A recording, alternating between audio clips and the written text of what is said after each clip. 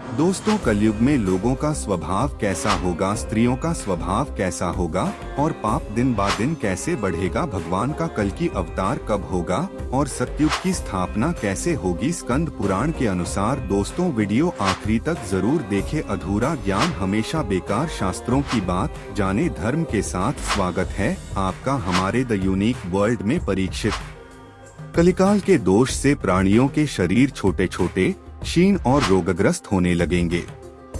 वर्ण और आश्रमों का धर्म बतलाने वाला वेदार्ग नष्ट प्राय हो जाएगा। धर्म में पाखंड की प्रधानता हो जाएगी। राजे महाराजे डाकू लुटेरों के समान हो जाएंगे। मनुष्य चोरी, झूठ तथा निरपराध हिंसा आदि नाना प्रकार के कुकर्मों से जीविका चलाने लगेंगे। चारों वर्णों के लोग शूद्रों के समान हो जाएंगे। गायें बकरियों की तरह छोटी छोटी और कम दूध देने वाली हो जाएंगी। वानप्रस्थी और सन्यासी आदि विरक्त आश्रम वाले भी घर गृहस्थी जुटाकर गृहस्थों का सा व्यापार करने लगेंगे। जिनसे विवाहित संबंध है उन्हीं को अपना संबंधी माना जाएगा। धान, जौ, गेहूं आदि धान्यों के पौधे छोटे छोटे होने लगेंगे। वृक्षों में अधिकांश शमी के समान छोटे और कंटीले वृक्ष ही रह जाएंगे। बादलों में बिजली तो बहुत चमकेगी परंतु वर्षा कम होगी। गृहस्थों के घर अतिथि सत्कार या वेदध्वनि से रहित होने के कारण अथवा जनसंख्या घट जाने के कारण सुने सुने हो जाएंगे।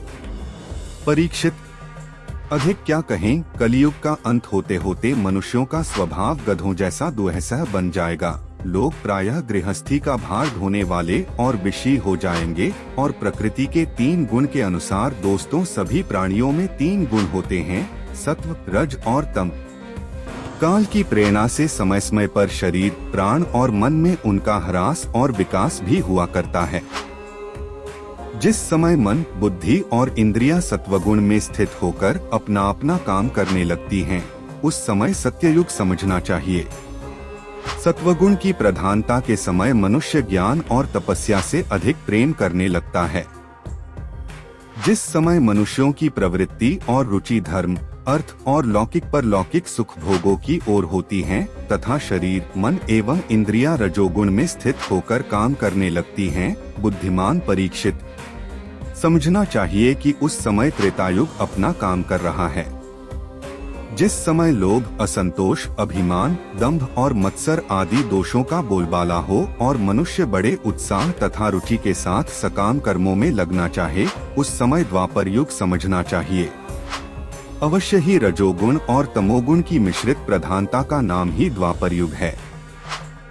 जिस समय झूठकपट, तंद्रा निद्रा, हिंसा, विषाद, शोक, मोह, भय और दीनता की प्रधानता हो, उसे तमोगुण प्रधान कलियुग समझना चाहिए। जब कलियुग का राज्य होता है तब लोगों की दृष्टि क्षुद्र हो जाती है। अधिकांश लोग होते तो हैं अत्यंत निर्धन परंतु खाते हैं बहुत अधिक। उनका भाग्य तो होता है बहुत ही मंद और चित्त में कामनाएं होती हैं बहुत बड़ी बड़ी। स्त्रियों में दुष्टता और उल्टापन की वृद्धि हो जाती है। सारे देश में गांव-गांव में लुटेरों की प्रधानता एवं प्रचुरता हो जाती है। पाखंडी लोग अपने नए नए मत चलाकर मनमाने ढंग से वेदों का तात्पर्य निकालने लगते हैं और इस प्रकार उन्हें कलंकित करते हैं। राजा कहलाने वाले लोग प्रजा की सारी कमाई हड़पकर उन्हें चूसने लगते हैं। ब्राह्मण नामधारी जीव पेट भरने और जन्नेंद्रिय को तृप्त करने में ही लग जाते हैं। ब्रह्मचारी लोग ब्रह्मचर्य व्रत से रहित और अपवित्र रहने लगते हैं। गृहस्थ दूसरों को भिक्षा देने के बदले स्वयं भीख मांगते हैं। वानप्रस्थी गांवों में बसने लगते हैं और सन्यासी धन के अत्यंत लोभी अर्थपिशाच हो जाते हैं। स्त्रियों का आकार तो छोटा हो जाता है पर भूख बढ़ जाती है। उन्हें संतान बहुत अधिक होती है और वे अपने कुल मर्यादा का उल्लंघन करके लाजहया, जो उनका भूषण है, छोड़ बैठती हैं।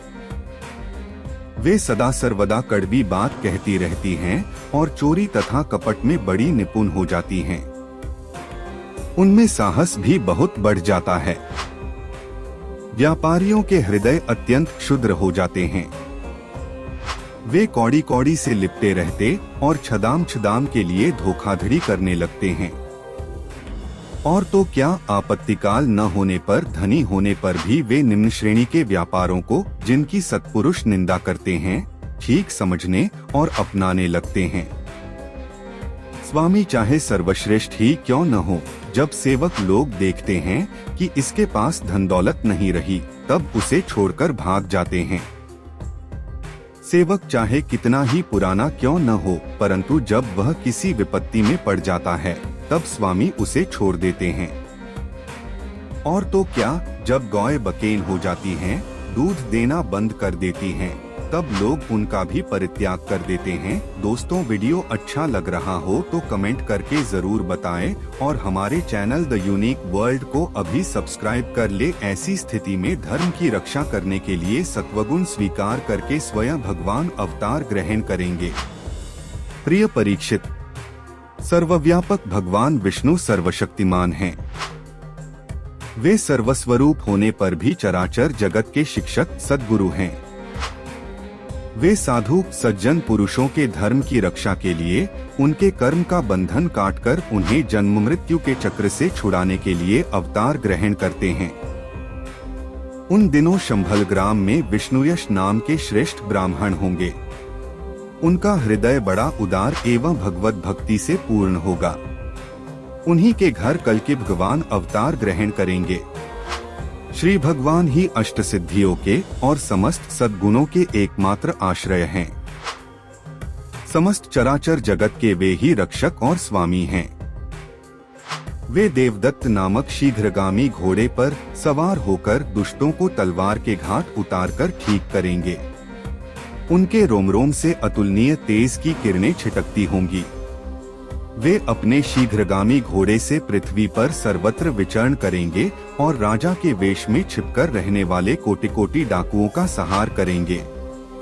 प्रिय परीक्षित, जब सब डाकुओं का संहार हो चुकेगा, तब नगर की और देश की सारी प्रजा का हृदय पवित्रता से भर जाएगा, क्योंकि भगवान कल्कि के शरीर में लगे हुए अंगराग का स्पर्श पाकर अत्यंत पवित्र हुई वायु उनका स्पर्श करेगी और इस प्रकार वे भगवान के श्री विग्रह की दिव्य गंध प्राप्त कर सकेंगे। उनके पवित्र हृदय में सत्वमूर्ति भगवान वासुदेव विराजमान होंगे और फिर उनकी संतान पहले की भांति हृष्ट-पुष्ट और बलवान होने लगेगी। प्रजा के नयन नोहारी हरि ही धर्म के रक्षक और स्वामी हैं। वे ही भगवान जब कल्कि के रूप में अवतार ग्रहण करेंगे, उसी समय सत्ययुग का प्रारंभ हो जाएगा और प्रजा की संतान परंपरा स्वयं ही सत्वगुण से युक्त हो जाएगी। जिस समय चंद्रमा, सूर्य और बृहस्पति एक ही समय एक ही साथ पुष्य नक्षत्र के प्रथम पल में प्रवेश करके एक राशि पर आते हैं, उसी समय सत्ययुग का प्रारंभ होता है। दोस्तों, वीडियो कैसा लगा कमेंट में जरूर बताएं और हमारे चैनल द यूनिक वर्ल्ड को अभी सब्सक्राइब कर ले। वीडियो देखने के लिए धन्यवाद।